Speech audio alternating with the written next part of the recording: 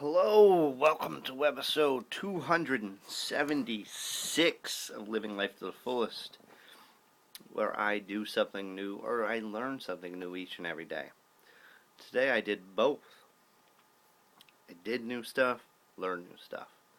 Also, Chloe and I went to DeBella's again. Hanging out with Chloe, living life to the fullest, that's what it's about. Anyway, went to the Mark Twain house in Hartford. Wanted to go there for a long time. I enjoy visiting that, houses that are basically recreated or back to the original state with the original furniture or something close to it. Love going up to Newport and seeing those houses. If you've ever been out to California and you've seen the William Randolph Hearst house, San Simeon, beautiful.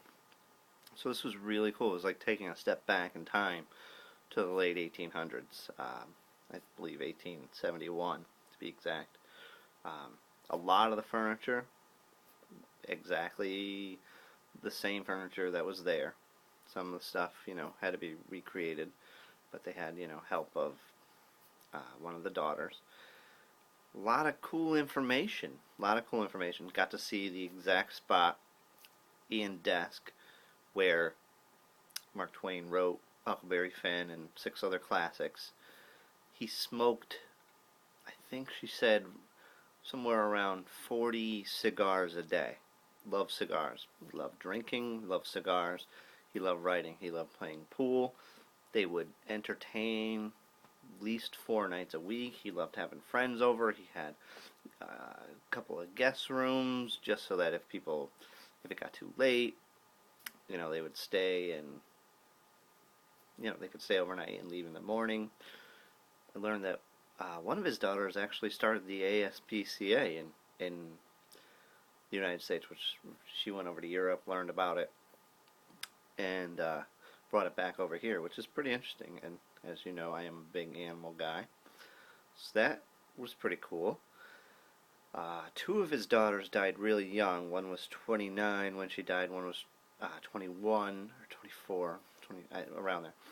And his son was 2 when she died. Just shows you in the last 100 years, the difference of, how we live and how long we live. His son, died of diphtheria, I believe, and it was common. She said it was common for children to die within the first 5-6 years. They didn't have the vaccines. They didn't know how to treat these things. And one of the daughters died of epilepsy. The other one, I can't remember what the other one died of. And then his other daughter had a single daughter who I believe never married. But anyway, he has no heirs, because he had 4 children, 3 of which died before they married. The other one had 1 child, a female, who didn't have any more children, so his bloodline was gone. It was kind of cool to see how he came to Connecticut. Connecticut at one point was the richest city in the country, and so he had to come here to publish his Hartford, 10 minutes away, to publish his books. This is where all the publishing was. That's where all the money was. So he built that house, and it was all farmlands, and where they built it was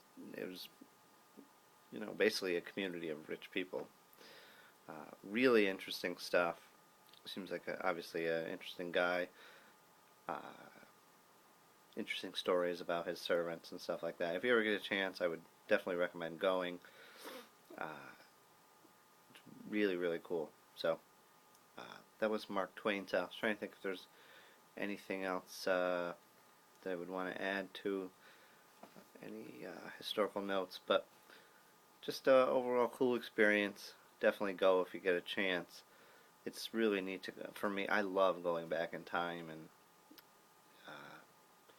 it's unbelievable just to think that,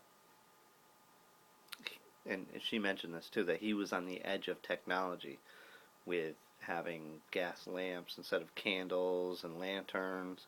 He had flushing toilets. He had hot and cold water. This is stuff we don't even think about.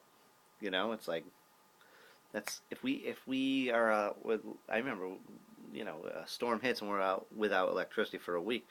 We're in trouble, you know.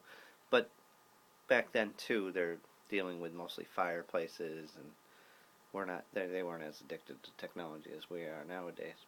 But anyway, it was a cool day, cool thing to see, and we'll be back tomorrow for 277.